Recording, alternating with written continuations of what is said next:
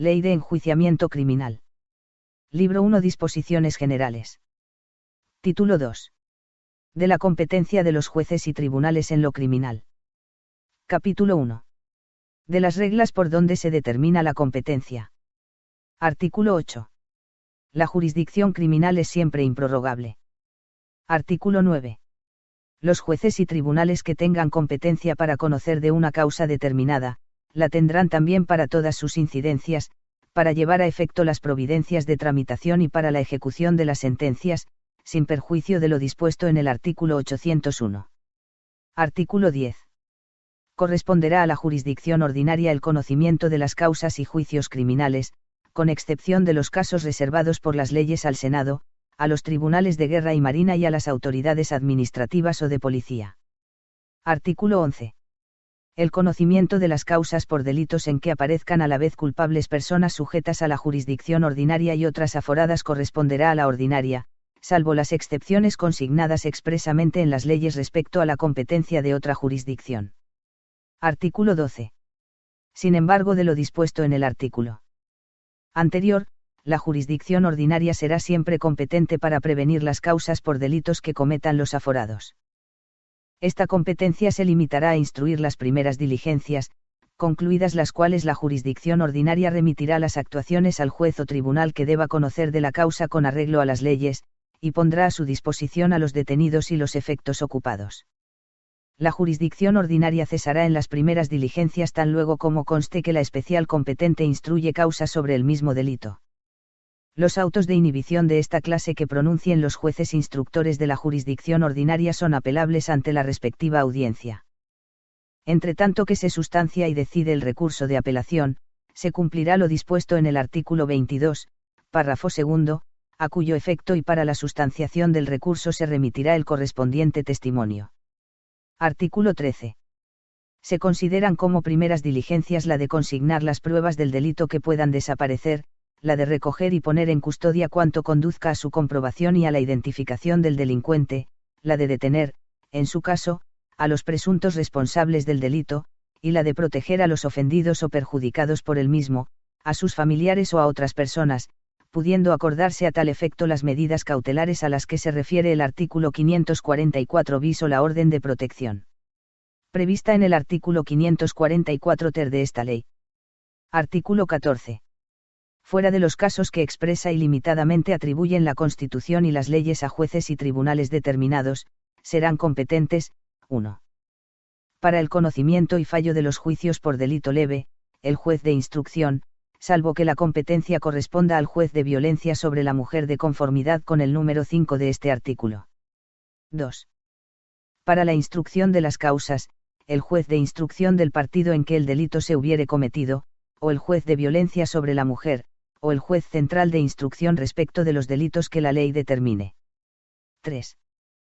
Para el conocimiento y fallo de las causas por delitos a los que la ley señale pena privativa de libertad de duración no superior a 5 años o pena de multa cualquiera que sea su cuantía, o cualesquiera otras de distinta naturaleza, bien sean únicas, conjuntas o alternativas, siempre que la duración de éstas no exceda de 10 años, así como por delitos leves, sean o no incidentales, imputables a los autores de estos delitos o a otras personas, cuando la comisión del delito leve o su prueba estuviesen relacionadas con aquellos, el juez de lo penal de la circunscripción donde el delito fue cometido, o el juez de lo penal correspondiente a la circunscripción del juzgado de violencia sobre la mujer en su caso, o el juez central de lo penal en el ámbito que le es propio, sin perjuicio de la competencia del juez de instrucción de guardia del lugar de comisión del delito para dictar sentencia de conformidad, del juez de violencia sobre la mujer competente en su caso, en los términos establecidos en el artículo 801, así como de los juzgados de instrucción competentes para dictar sentencia en el proceso por aceptación de decreto. 4. Para el conocimiento y fallo de las causas en los demás casos la audiencia provincial de la circunscripción donde el delito se haya cometido, o la audiencia provincial correspondiente a la circunscripción del juzgado de violencia sobre la mujer en su caso, o la sala de lo penal de la Audiencia Nacional. No obstante, en los supuestos de competencia de la audiencia provincial, si el delito fuere de los atribuidos al tribunal de jurado, el conocimiento y fallo corresponderá a éste. 5. Los juzgados de violencia sobre la mujer serán competentes en las siguientes materias, en todo caso de conformidad con los procedimientos y recursos previstos en esta ley: a. De la instrucción de los procesos para exigir responsabilidad penal por los delitos recogidos en los títulos del Código Penal relativos a homicidio, aborto, lesiones al feto, delitos contra la libertad, delitos contra la integridad moral, contra la libertad e indemnidad sexuales o cualquier otro delito cometido con violencia o intimidación, siempre que se hubiesen cometido contra quien sea o haya sido su esposa, o mujer que esté o haya estado ligada al autor por análoga relación de afectividad, aun sin convivencia, así como de los cometidos sobre los descendientes, propios o de la esposa o conviviente, o sobre los menores o incapaces que con él convivan o que se hallen sujetos a la potestad, tutela, curatela, acogimiento o guarda de hecho de la esposa o conviviente, cuando también se haya producido un acto de violencia de género. b. De la instrucción de los procesos para exigir responsabilidad penal por cualquier delito contra los derechos y deberes familiares, cuando la víctima b.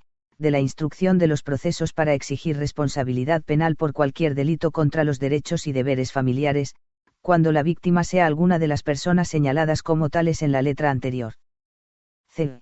De la adopción de las correspondientes órdenes de protección a las víctimas, sin perjuicio de las competencias atribuidas al juez de guardia. d. Del conocimiento y fallo de los juicios por las infracciones tipificadas en el párrafo segundo del apartado 7 del artículo 171, párrafo segundo del apartado 3 del artículo 172 y en el apartado 4 del artículo 173 de la Ley Orgánica Octubre de 1995, de 23 de noviembre, del Código Penal, cuando la víctima sea alguna de las personas señaladas como tales en la letra A de este apartado. Artículo 14 bis. Cuando de acuerdo con lo dispuesto en el artículo anterior el conocimiento y fallo de una causa por delito dependa de la gravedad de la pena señalada a este por la ley, se atenderá en todo caso a la pena legalmente prevista para la persona física, aun cuando el procedimiento se dirija exclusivamente contra una persona jurídica. Artículo 15. Cuando no conste el lugar en que se haya cometido una falta o delito, serán jueces y tribunales competentes en su caso para conocer de la causa o juicio, primero. El del término municipal, partido o circunscripción en que se hayan descubierto pruebas materiales del delito. Segundo. El del término municipal, partido o circunscripción en que el presunto reo haya sido aprehendido. Tercero. El de la residencia del reo presunto. Cuarto. Cualquiera que hubiese tenido noticia del delito. Si se suscitase competencia entre estos jueces o tribunales, se decidirá dando la preferencia por el orden con que están expresados en los números que preceden.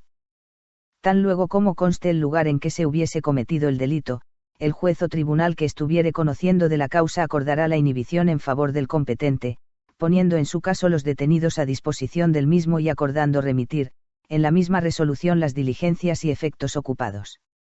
Artículo 15 bis. En el caso de que se trate de algunos de los delitos o faltas cuya instrucción o conocimiento corresponda al juez de violencia sobre la mujer, la competencia territorial vendrá determinada por el lugar del domicilio de la víctima, sin perjuicio de la adopción de la orden de protección, o de medidas urgentes del artículo 13 de la presente ley que pudiera adoptar el juez del lugar de comisión de los hechos. Artículo 16.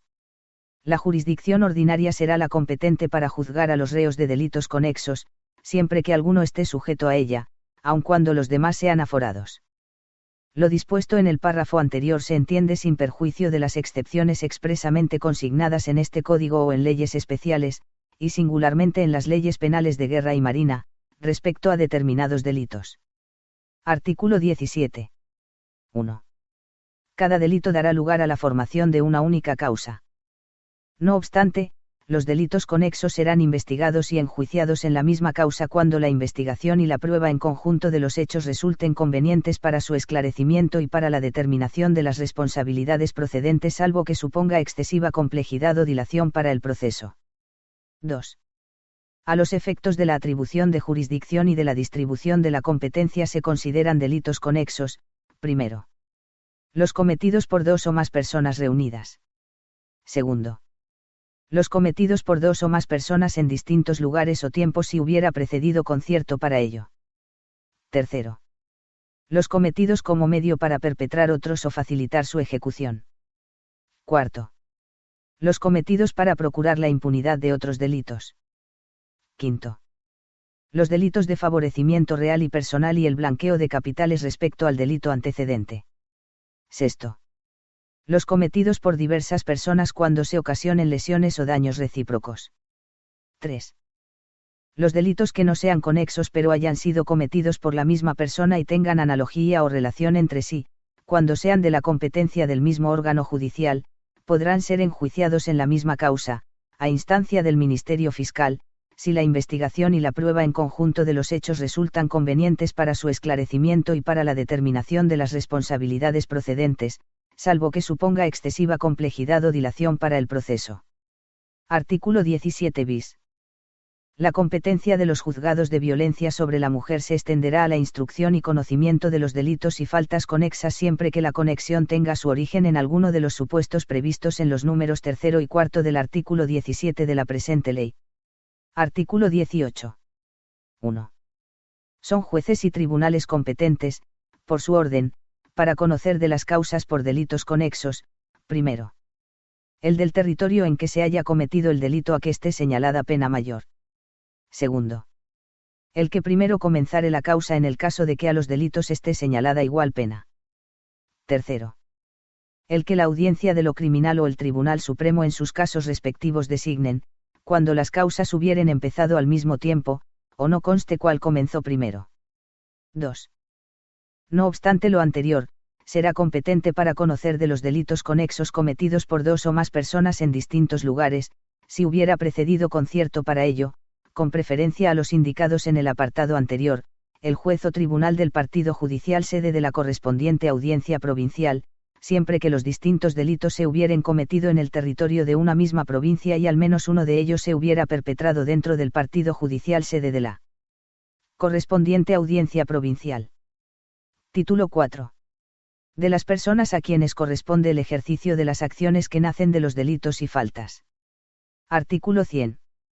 De todo delito o falta nace acción penal para el castigo del culpable, y puede nacer también acción civil para la restitución de la cosa. De todo delito o falta nace acción penal para el castigo del culpable, y puede nacer también acción civil para la restitución de la cosa, la reparación del daño y la indemnización de perjuicios causados por el hecho punible. Artículo 101. La acción penal es pública. Todos los ciudadanos españoles podrán ejercitarla con arreglo a las prescripciones de la ley. Artículo 102. Sin embargo, de lo dispuesto en el artículo anterior, no podrán ejercitar la acción penal, primero. El que no goce de la plenitud de los derechos civiles. Segundo. El que hubiera sido condenado 2 veces por sentencia firme como reo del delito de denuncia o querella calumniosas. Tercero. El juez o magistrado.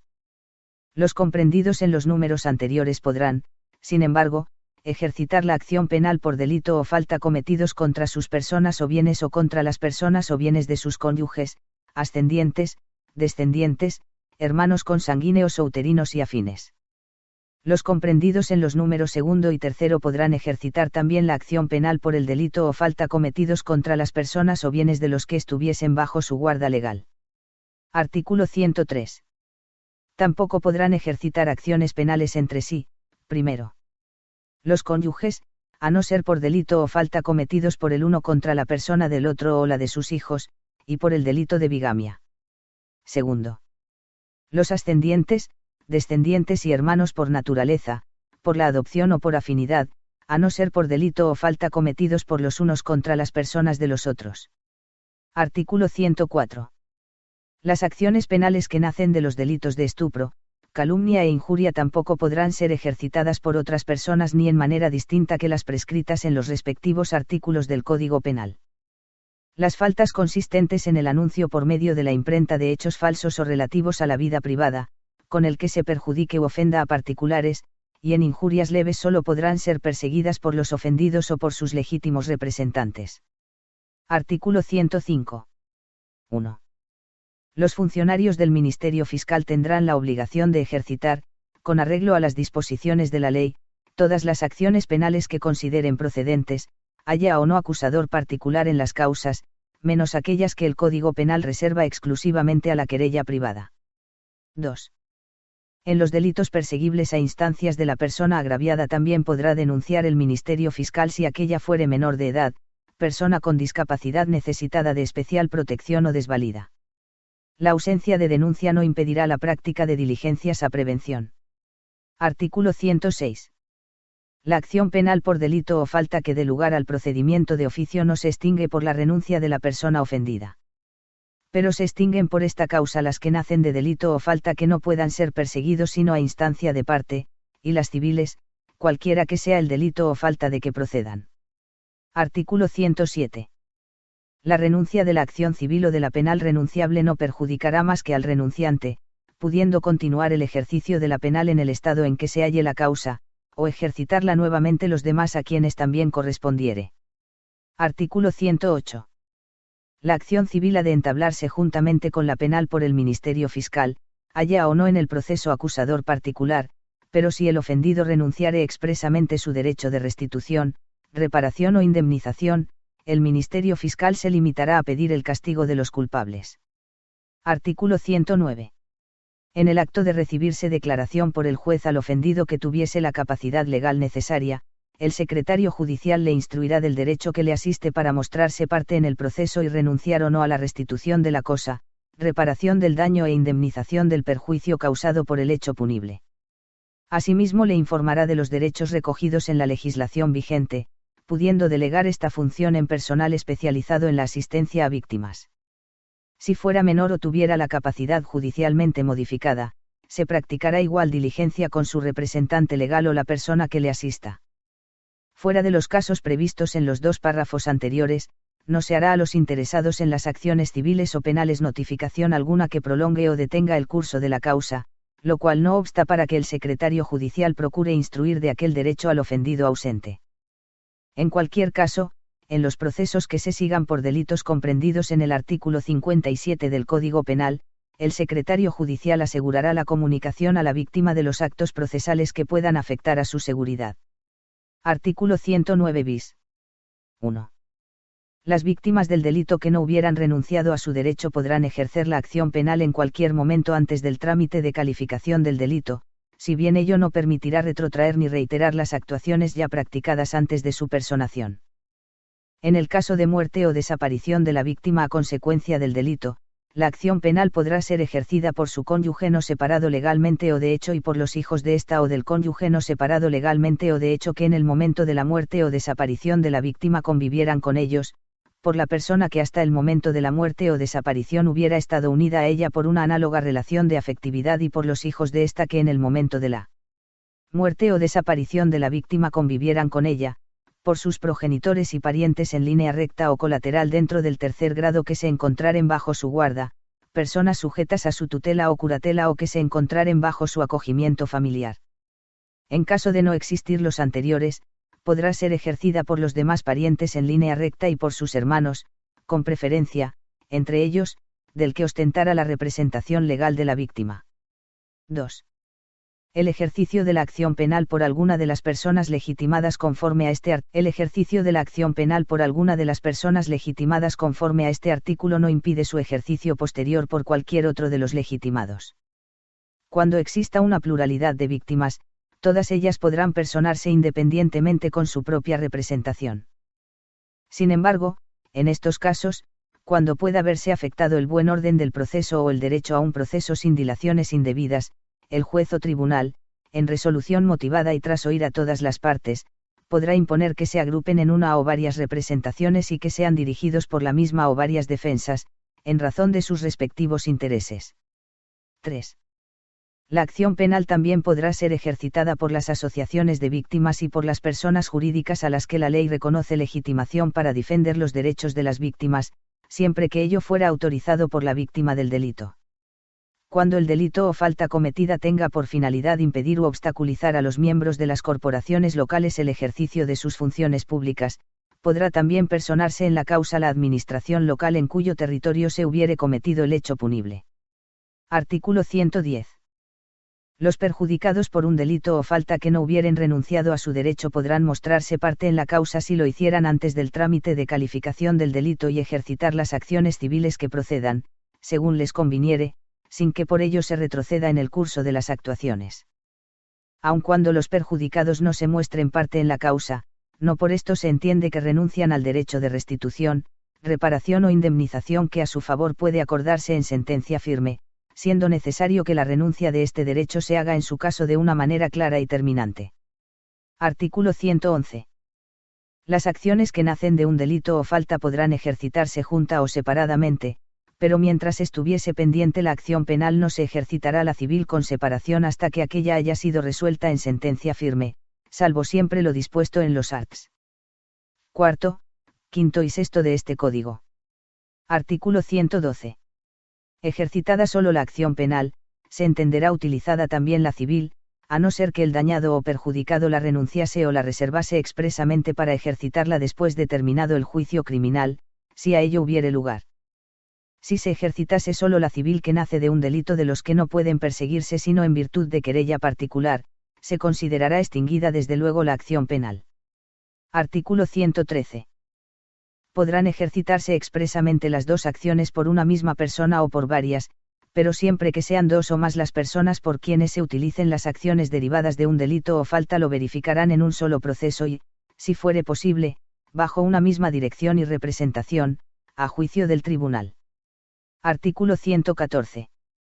Promovido juicio criminal en averiguación de un delito o falta, no podrá seguirse pleito sobre el mismo hecho, suspendiéndole si le hubiese, en el estado en que se hallare, hasta que recaiga sentencia firme en la causa criminal. No será necesario para el ejercicio de la acción penal que haya precedido el de la civil originada del mismo delito o falta. Lo dispuesto en este artículo se entiende sin perjuicio de lo establecido en el capítulo 2, título y de este libro, respecto a las cuestiones prejudiciales. Artículo 115. La acción penal se extingue por la muerte del culpable, pero en este caso subsiste la civil contra sus herederos y causahabientes, que sólo podrá ejercitarse ante la jurisdicción y por la vía de lo civil. Artículo 116. La extinción de la acción penal no lleva consigo la de la civil, a no ser que la extinción proceda de haberse declarado por sentencia firme que no existió el hecho de que la civil hubiese podido nacer. En los demás casos, la persona a quien corresponda la acción civil podrá ejercitarla, ante la jurisdicción y por la vía de lo civil que proceda, contra quien estuviere obligado a la restitución de la cosa, reparación del daño o indemnización del perjuicio sufrido. Artículo 117. La extinción de la acción civil tampoco lleva consigo la de la penal que nazca del mismo delito o falta. La sentencia firme absolutoria dictada en el pleito promovido por el ejercicio de la acción civil, no será obstáculo para el ejercicio de la acción penal correspondiente. Lo dispuesto en este artículo se entiende sin perjuicio de lo que establece el capítulo 2 del título y de este libro y los artículos 106, 107, 110 y párrafo segundo del 112. Título 5.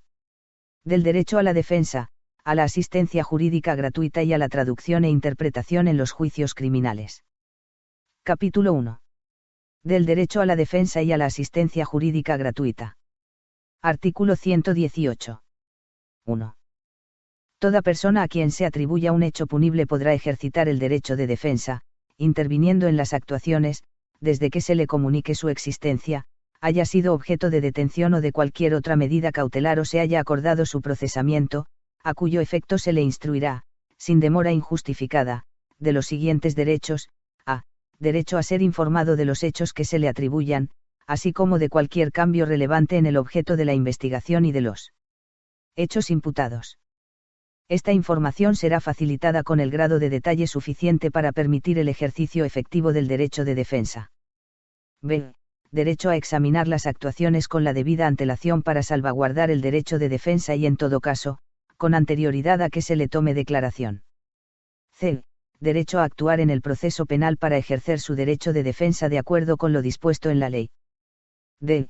Derecho a designar libremente abogado, sin perjuicio de lo dispuesto en el apartado 1, del artículo 527. e. Derecho a solicitar asistencia jurídica gratuita, procedimiento para hacerlo y condiciones para obtenerla. f. Derecho a la traducción e interpretación gratuitas de conformidad con lo dispuesto en los f. Derecho a la traducción e interpretación gratuitas de conformidad con lo dispuesto en los artículos 123 y 127. g. Derecho a guardar silencio y a no prestar declaración si no desea hacerlo, y a no contestar a alguna o algunas de las preguntas que se le formulen. H. Derecho a no declarar contra sí mismo y a no confesarse culpable. La información a que se refiere este apartado se facilitará en un lenguaje comprensible y que resulte accesible.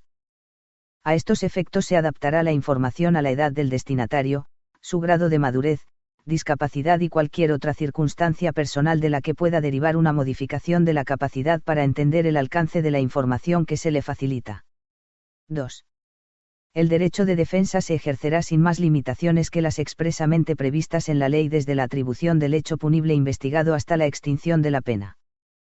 El derecho de defensa comprende la asistencia letrada de un abogado de libre designación o, en su defecto, de un abogado de oficio, con el que podrá comunicarse y entrevistarse reservadamente, incluso antes de que se le reciba declaración por la policía, el fiscal o la autoridad judicial, sin perjuicio de lo dispuesto en el artículo 527 y que estará presente en todas sus declaraciones así como en las diligencias de reconocimiento, careos y reconstrucción de hechos. 3. Para actuar en el proceso, las personas investigadas deberán ser representadas por procurador y defendidas por abogado, designándoseles de oficio cuando no los hubiesen nombrado por sí mismos y lo solicitaren, y en todo caso, cuando no tuvieran aptitud legal para hacerlo. Si no hubiesen designado procurador o abogado, se les requerirá para que lo hagan, no se les nombrará de oficio si, requeridos, no los nombrasen, cuando la causa llegue a estado en que se necesite el consejo de aquellos o haya de intentar algún recurso que hiciese indispensable su actuación. 4. Todas las comunicaciones entre el investigado o encausado y su abogado tendrán carácter confidencial. Si estas conversaciones o comunicaciones hubieran sido captadas o intervenidas durante la ejecución de alguna de las diligencias reguladas en esta ley, el juez ordenará la eliminación de la grabación o la entrega al destinatario de la correspondencia detenida, dejando constancia de estas circunstancias en las actuaciones. Lo dispuesto en el párrafo primero no será de aplicación cuando se constate la existencia de indicios objetivos de la participación del abogado en el hecho delictivo investigado o de su implicación junto con el investigado o encausado en la comisión de otra infracción penal, sin perjuicio de lo dispuesto en la Ley General Penitenciaria. 5. La admisión de denuncia o querella, y cualquier actuación procesal de la que resulte la imputación de un delito contra persona o personas determinadas, serán puestas inmediatamente en conocimiento de los presuntamente responsables. Artículo 118 bis. Del mismo modo que en el artículo anterior se procederá cuando se impute un acto punible contra un diputado o senador, los cuales podrán ejercitar su derecho de defensa en los términos previstos en el artículo anterior, y todo ello sin perjuicio de lo previsto en el artículo 71 2 y 3 de la Constitución Española. Artículo 119. 1. Cuando de acuerdo con lo dispuesto en el artículo 118 de esta ley, haya de procederse a la imputación de una persona jurídica, se practicará con esta la comparecencia prevista en el artículo 775, con las siguientes particularidades: a. La citación se hará en el domicilio social de la persona jurídica, requiriendo a la entidad que proceda a la designación de un representante, así como abogado y procurador para ese procedimiento, con la advertencia de que, en caso de no hacerlo, se procederá a la designación de oficio de estos dos últimos. La falta de designación del representante no impedirá la sustanciación del procedimiento con el abogado y procurador designado. b. La comparecencia se practicará con el representante especialmente designado de la persona jurídica imputada acompañada del abogado de la misma. La inasistencia al acto de dicho representante determinará la práctica del mismo con el abogado de la entidad. c. El juez informará al representante de la persona jurídica imputada o, en su caso, al abogado, de los hechos que se imputan a ésta. Esta información se facilitará por escrito o mediante entrega de una copia de la denuncia o querella presentada. d. La designación del procurador sustituirá a la indicación del domicilio a efectos de notificaciones, practicándose con el procurador designado todos los actos de comunicación posteriores, incluidos aquellos a los que esta ley asigna carácter personal. Si el procurador ha sido nombrado de oficio, se comunicará su identidad a la persona jurídica imputada. Artículo 120. 1. Las disposiciones de esta ley que requieren o autorizan la presencia del investigado en la práctica de diligencias de investigación o de prueba anticipada se entenderán siempre referidas al representante especialmente designado por la entidad, que podrá asistir acompañado del letrado encargado de la defensa de esta. 2. La incomparecencia de la persona especialmente designada no impedirá la celebración del acto de investigación o de prueba anticipada que se sustanciará con el abogado defensor. Artículo 121. Todos los que sean parte en una causa, si no se les hubiere reconocido el derecho a la asistencia jurídica gratuita, tendrán obligación de satisfacer los derechos de los procuradores que les representen, los honorarios de los abogados que les defiendan, los de los peritos que informen a su instancia y las indemnizaciones de los testigos que presentaren, cuando los peritos y testigos, al declarar, hubiesen formulado su reclamación y el juez o tribunal la estimaren. Ni durante la causa ni después de terminada tendrán la obligación de satisfacer las demás costas procesales, a no ser que a ello fueren condenados. Los que tuvieren reconocido el derecho a la asistencia jurídica gratuita, podrán valerse de abogado y procurador de su elección, pero en este caso estarán obligados a abonarles sus honorarios y derechos, como se dispone respecto de los que no tengan reconocido dicho derecho, salvo que los profesionales de libre elección renunciaran a la percepción de honorarios o derechos en los términos previstos en el artículo 27 de la Ley de Asistencia Jurídica Gratuita. Artículo 122. Se usará papel de oficio en los juicios sobre faltas y en las causas criminales, sin perjuicio del correspondiente reintegro si hubiere condenación de costas. Capítulo 2. Del derecho a la traducción e interpretación. Artículo 123. 1. Los imputados o acusados que no hablen no entiendan el castellano o la lengua oficial en la que se desarrolle la actuación tendrán los siguientes derechos: a. Derecho a ser asistidos por un intérprete que utilice una lengua que comprenda durante todas las actuaciones en que sea necesaria su presencia, incluyendo el interrogatorio policial o por el Ministerio Fiscal y todas las vistas judiciales. b. Derecho a servirse de intérprete en las conversaciones que mantenga con su abogado y que tengan relación directa con su posterior interrogatorio o toma de declaración, o que resulten necesarias para la presentación de un recurso o para otras solicitudes procesales. c. Derecho a la interpretación de todas las actuaciones del juicio oral. d. Derecho a la traducción escrita de los documentos que resulten esenciales para garantizar el ejercicio del derecho a la defensa. Deberán ser traducidos, en todo caso, las resoluciones que acuerden la prisión del imputado, el escrito de acusación y la sentencia. E. Derecho a presentar una solicitud motivada para que se considere esencial un documento. Los gastos de traducción e interpretación derivados del ejercicio de estos derechos serán sufragados por la Administración, con independencia del resultado del proceso. 2. En el caso de que no pueda disponerse del servicio de interpretación simultánea, la interpretación de las actuaciones del juicio oral a que se refiere la letra C del apartado anterior se realizará mediante una interpretación consecutiva de modo que se garantice suficientemente la defensa del imputado o acusado. 3. En el caso de la letra D del apartado 1, podrá prescindirse de la traducción de los pasajes de los documentos esenciales que, a criterio del juez, tribunal o funcionario competente, no resulten necesarios para que el imputado o acusado conozca los hechos que se le imputan. Excepcionalmente, la traducción escrita de documentos podrá ser sustituida por un resumen oral de su contenido en una lengua que comprenda, cuando de este modo también se garantice suficientemente la defensa del imputado o acusado. 4. La traducción se deberá llevar a cabo en un plazo razonable y desde que se acuerde por parte del tribunal o juez o del Ministerio Fiscal quedarán en suspenso los plazos procesales que sean de aplicación. 5. La asistencia del intérprete se podrá prestar por medio de videoconferencia o cualquier medio de telecomunicación, salvo que el tribunal o juez o el fiscal, de oficio o a instancia del interesado o de su defensa, acuerde la presencia física del intérprete para salvaguardar los derechos del imputado o acusado. 6. Las interpretaciones orales o en lengua de signos, con excepción de las previstas en la letra B, del apartado 1, podrán ser documentadas mediante la grabación audiovisual de la manifestación original y de la interpretación. En los casos de traducción oral o en lengua de signos del contenido de un documento, se unirá al acta copia del documento traducido y la grabación audiovisual de la traducción. Si no se dispusiera de equipos de grabación, o no se estimare conveniente ni necesario, la traducción o interpretación y, en su caso, la declaración original, se documentarán por escrito. Artículo 124. 1.